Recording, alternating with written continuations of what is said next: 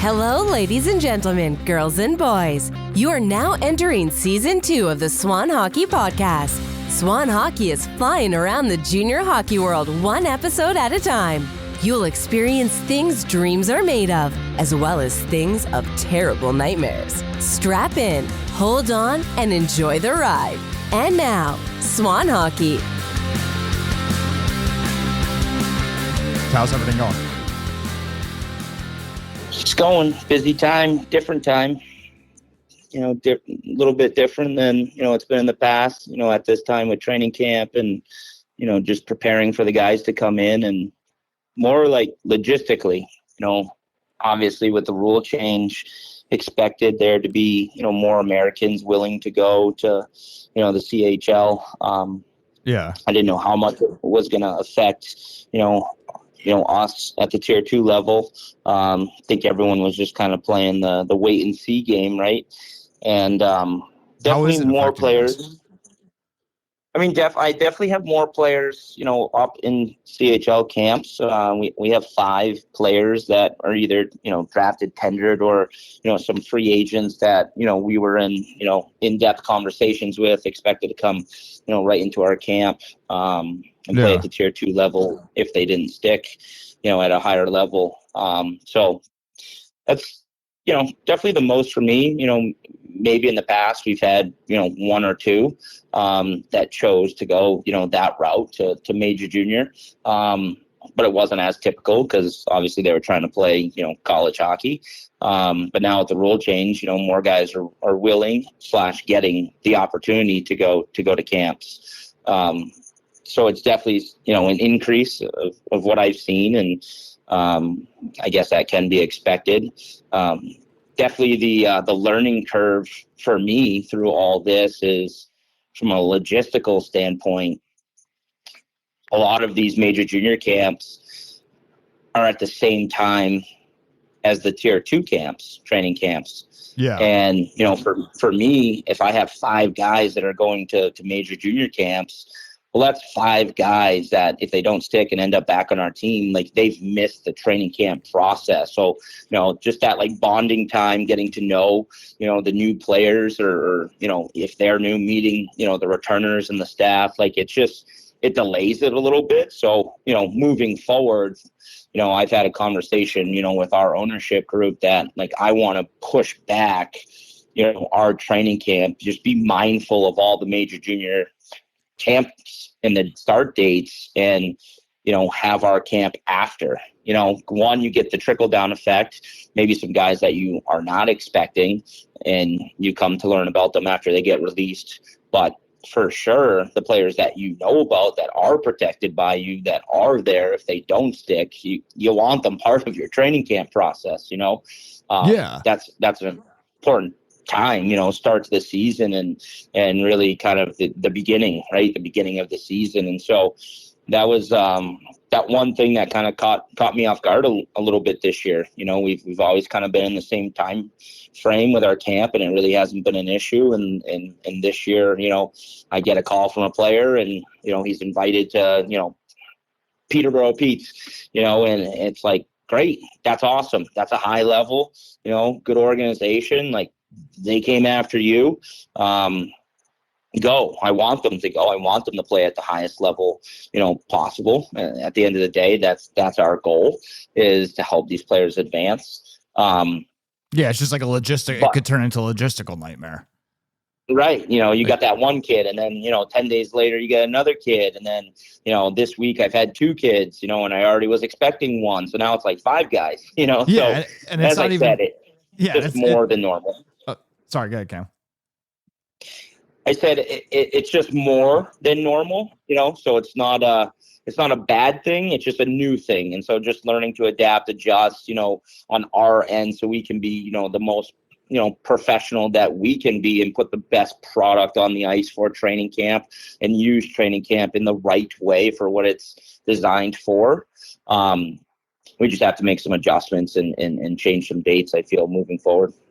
Yeah, because like you just don't want to waste time, right? Like it's like, hey, we only want to do training camp once. We don't want to do training camp and then have 10 new guys come in and have to pretty much redo the whole process. So I think like you're saying, like logistically, it's just hey, like, let's just be efficient with our time. We only want to do it once. And I think this is exposing it. And I think you just said like it's happening more because it's always been backwards like this. Like the USHL has always gone after the NA, right? But now that there's 4 leagues for guys to go up to instead of 1, and now, and there obviously there's always been 4, but the 3 were on a different track, right? Because they, with the eligibility, so now everything just gets amplified. Because I know people have complained in the past that, hey, like, why is the NA starting before the USHL? It messes everything up. The trickle down, and the problem's always kind of been mitigated because it was just 1 league. But now that there's 4 leagues, now everything's being amplified. It's like, hey, this really is screwed up.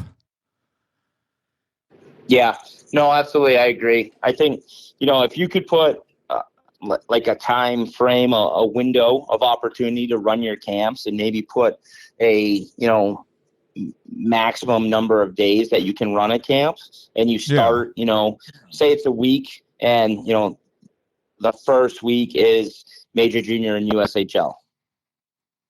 Right. Then the next week begins, the tier 2 training camps. And I think that just makes the landscape simplified, because you're going to have those kids that get released from USHL and major junior, and they know their next step is tier 2. So now they're ready and departing, from their camps and going to the tier 2. And then you're going to have the trickle down from the tier 2 that, will go down to, the tier 3. And I think if you had that mentality of like a tier 1, tier 2, tier 3, these are the designated time frames, in that order that you are able to run camps. It would streamline it for sure. A little bit more, it would make, I think it would make the process easier. It would be less confusing for parents and players, and kind of a blueprint, right? Like, hey, I'm going to go try my hardest. Yeah, I'm going to go try my hardest to make this higher level. If not, I bump down. Like the European model, right? Like how they have, their pro. And if you don't make the pro, you play for the club right under. Yeah. Like it just seems obvious. Like it'd be more efficient. It'd be easier on everybody. It'd be easier on the players too, because they wouldn't be getting the guilt trip from some teams where, I don't know, you want, because they're like, obviously you're supportive of your guys going up, but there's other people that are like, go ahead, your spot might not be here. I don't know. We'll see what happens. Right. So you're eliminating all that, where it's just, all right, you try out for the highest level and you just work your way down the ladder until everything settles. And this way you don't have teams that are, like I said before, basically wasting their time. It's like, okay, we're going to run training camp. We got these handful of kids here who we pretty much know they're getting released in a week. As soon as we get our guys back or get the trickle down effect, these, 5, 6, 7 are gone. It's just not efficient right now. There's a lot of time wasted and, obviously resources wasted. It's like, hey, let's just do this once and do it for real.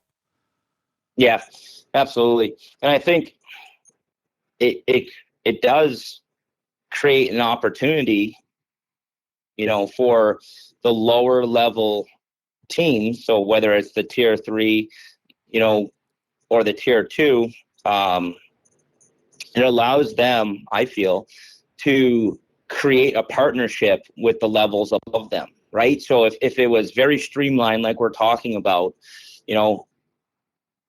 I get in bed, with 2, 3 organizations at the major junior and USHL level, and we build a partnership of that trickle down, and they feel safe that they're coming to us, and if they wanted them back in the future, we would be about moving them back up. Same thing for tier 2 down to the tier 3. And obviously the hockey world is a dog-eat-dog world, and there's a lot of negative recruiting out there.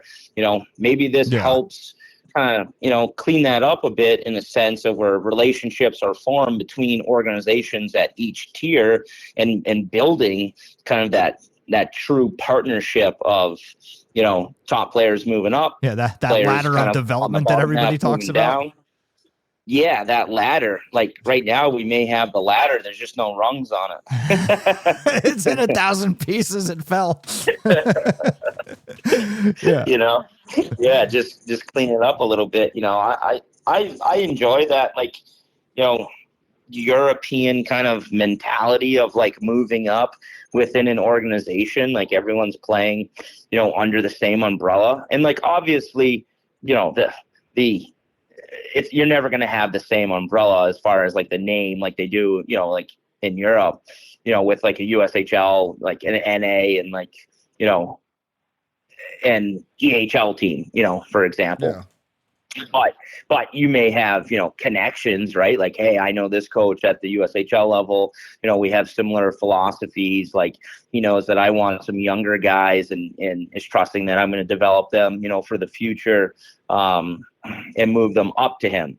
And then on the flip side, like, because we're going younger, that might have an older 20-year-old on the outside looking in, right? And so instead of being a lower end guy with the tier 2 level, you move him down to, your partner at the tier 3 level where he goes and is a top guy and gets, more touches and more opportunity and just almost having like a tri-organizational relationship where you actually like have these conversations. The tier 1 or major junior runs their camp and, they make their picks, they have their discussions, and then like, boom, all the staff gets on a call, the tier 2 and the tier 1 or major junior, and discussing, the players that were released. It's time for the Season Pass Point Unlock code for Episode 15. The Episode 15 Point Unlock code is Blue Line. Enter the code at www.swanhockey.io to receive your points. Season Pass is free to join. To join or to learn more, visit Swan Hockey Digital at www.swanhockey.io. And now, back to the show. And then tier 2 has their camp, and then the same thing happens, conversation with, the tier 2 and the tier 3 of the players that are released. And I think it could streamline, a lot. There's an opportunity there. But everyone would have to be on board, right? Like everyone would have to, at the USHL, at the major junior level, be on board with running their camps, hey, August 10th through the 20th. That's your time frame. Hey, tier 2, you're 21, through the 28th. Hey, tier 3, you're 29 through the 5th, and just have that true trickle down effect. Everyone would have to be on board. Leagues, obviously, USA Hockey, Hockey Canada. Yeah. I feel like it might be so hard to get everybody on board too. Cause like really it has to start at the top. Like USA Hockey and Hockey Canada have to set the rules. And then because the other problem you have too is even if you contain it like this, it's still not necessarily contained, right? Because then you might have, so let's say a major junior team sends, that player back to you. And now another major junior team wants that player from you in 2 weeks.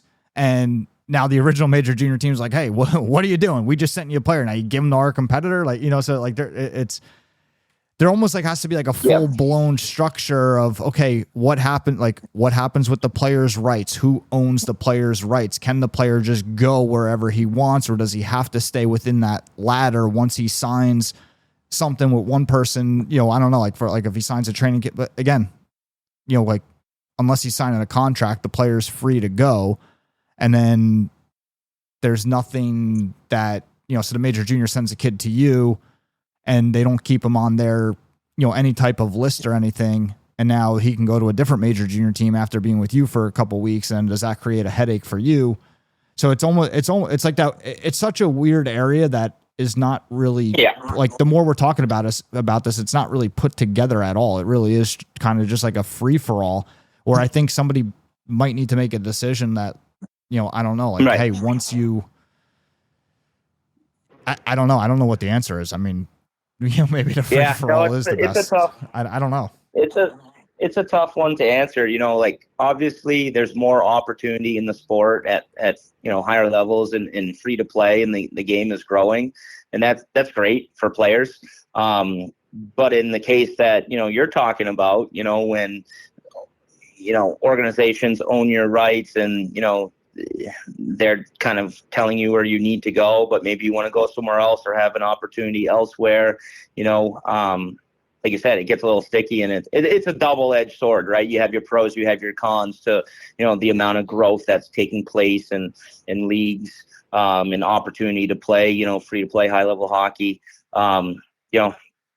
there's just positives and negatives at the same time. Because theoretically, like let's say, in major junior, they should have their protected list and whatnot. But theoretically, you only have your active roster, right? Like if you send a kid up to the Quebec Major Junior League for a weekend, let's say in October, they move a kid up, and then in, or whatever, and then they, whenever the time is, you move a kid up to Quebec Major Junior League. Now the kid is getting released from the Quebec Major Junior League.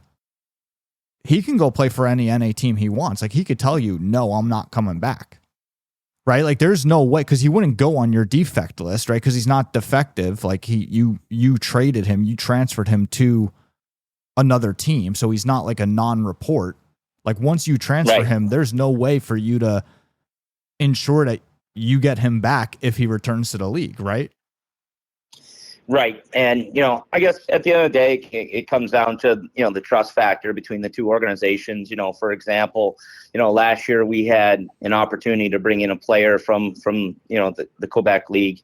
And when speaking with the general manager, it goes beyond the organizations though, right? Because the trust could be there. The organizations could be running well. The player could still say, hey, no, right? Or an agent can get involved and say, hey, no. Well, you put him on a loan is what I was going to say, rather than a full blown, trade. Like we had paperwork where the player was loaned, to us, and we did not have the ability to trade him or move him, to another team, and his rights within, Hockey Canada stayed, with that team. And so I think there's some language that you can, put together. At the end of the day, I think it comes down to, honesty and character of the organizations and doing the right thing and being, a trustworthy partner. Can you do that the other way around though? Because with Hockey Canada, that's how their rules work. Like where if a team in the CJHL transfers a player to the NA, they still maintain that player's CJHL rights. But the USA Hockey doesn't work like that. Like we don't have anything like that down here, right? Like there's no way for you to transfer a player like you can get a player on those terms from Canada, but you can't send a player to Canada on those terms. Right. If a player leaves, you're not necessarily like pushing them there. If a player leaves, like within our league, like that player's rights will still be, with our team. But as far as willingly moving a player there to bring back, that's a different story. Because you would have to transfer them from USA Hockey to Hockey Canada. Right, because there's a difference between you trading a player or transferring a player versus a player picking up and leaving and going on the defect list or whatever it's called. Right, like that player would obviously at the end of the day we would still have to release that player to Hockey Canada, but yes, then he'd be placed on a defective list, wherever he's going, and you would assume his rights. He'd be a veteran player within the league, and so his rights would automatically revert back to the last team played for. But not if you trade him, right? Not if you sign off on the paperwork. Right. And there's not a whole lot of trades in between, like the CJHL and like, for example, our league. Like we have more like, interleague trades, obviously, but, I get players from, Canada, typically in the off season and maybe, in season, but it's more of a scenario where the coach calls and says like, hey, like this player, deserves an opportunity to be with you. I'm going to move them to you. And typically there's no like trade involved as far as, assets. If they're coming, from Canada, it's usually either very friendly because the coach is really doing a solid for the kid and has a close relationship with him and just wants to help him get to, the next level. Yeah. Or it's the reverse where, the player is released from whatever team and you're not interested in having him. So you're moving him and it's not really a trade because you no longer have his rights, so from USA Hockey to Hockey Canada in season, like there's not a whole lot for me, at least. There's not a whole lot of trading, between leagues. You still have to if a kid gets released from the NA, and this is kind of one of the things that maybe is a little bit wrong with this whole system. If a kid gets released, like let's say an NA team releases a kid, they still have, if the kid wants to go to Canada, the NA team can still charge the Canadian team money. Like the NA team still, because they're the last team that the kid played for, which is kind of messed up. Like theoretically, you could trade a kid twice. Absolutely. And in my opinion, and again, I'm just speaking for myself, but I kind of think that's gutty. Like if you know that you are releasing a kid, like let's call a spade, you just cut him from your team. Yeah, it's kind of messed up. And then you trade him for money, or whatever. I personally don't do that. I kind of take pride in like, the guys that come to our training camp, let's say there's 40 guys and we cut down to 25. Those 15 guys that get released, like I take pride in like helping them find a good situation, whether, we move them, to the NA3 and keep them in house, or we move them, they're still eligible for an academy or, NCDC or whatever it may be, like guys that I trust and have a relationship with. Like I do take pride in like helping them find a good scenario. Like their process may have ended, with our organization, but there's a process to begin somewhere else. And like, let's help them find, what that process is, in a, place where they can be, happy first, and buy into, the environment and the level and the location and have an opportunity to be successful. Yeah, because the way the rules are, it's kind of messed up. Like, because theoretically, you should be able to trade like, let's say you want to trade a kid to New Jersey. You could trade a kid to New Jersey for $5,000 or whatever it is. I don't know if do you guys have a max or no? I don't think so. Oh. I actually don't know the answer to that 100% a max. I mean, I've seen, it varies, right? I've seen, a bunch of different things. So I don't think there is a max. Okay. Yes. Like and like USA Hockey doesn't get involved with that. Like that's purely like team to team.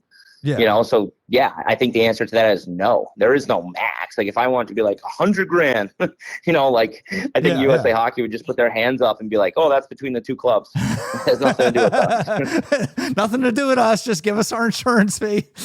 Like, but yeah, like it. But yes, like theoretically, and this is the part that's kind of messed up. Like theoretically, you could trade a kid to New Jersey for $5,000, trade his rights within your league to New Jersey, and then go and transfer him to Canada and charge again. Theoretically, you should be able to do it, which it's, like I said, it's kind of messed up the way the rules work, because you guys would still be the last team that the kid stepped on the ice with for a game. You guys would still be the outgoing team. Have to, the player has to report though. So like, if I traded, going with the example, if I traded a player to New Jersey, like New Jersey would write on the trade form, like player must report. And if the player doesn't report, then, no assets or money is. Trust me, I've seen people make the mistake and not write that in.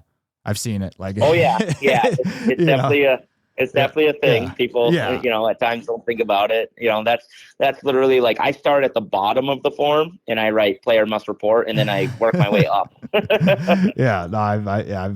I've seen that. And then because look, if somebody's like looking to be a shark and they're trying to like we're talking about like an area that's, again, kind of messed up. If somebody's looking to do messed up things, like they would probably have no problem trading somebody, not putting that condition in there. They pulled one by the other team in their league, and now they're going to pull one by, now they're going to trade the kid to the other federation.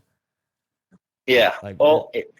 If you're going to see that, we're going to see it this year, just because of like we're saying this role change, But I think at the end of the day, I mean, the federation has to like approve it, and like, if a name comes across like 4 times in a week, I think there's a little bit of a red flag there, and I would hope that the federations obviously would step in and be like, what's going on here? Yeah. Oh my gosh. They're the red flags. I want to do a whole episode on just all the messed up shit that I've seen in this and all the stuff that people don't realize happens. Yeah, I mean, it's the best game in the world.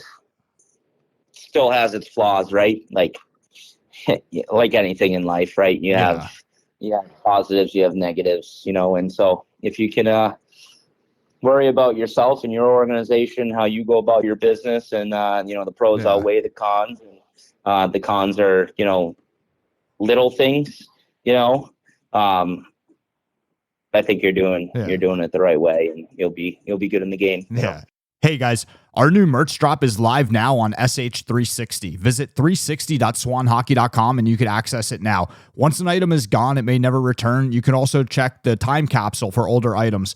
All SH360 purchases have season pass points attached. Just make sure that you use the same email address on SH360 as you do for Swan Hockey Digital. For more information or help with season pass, join the Discord.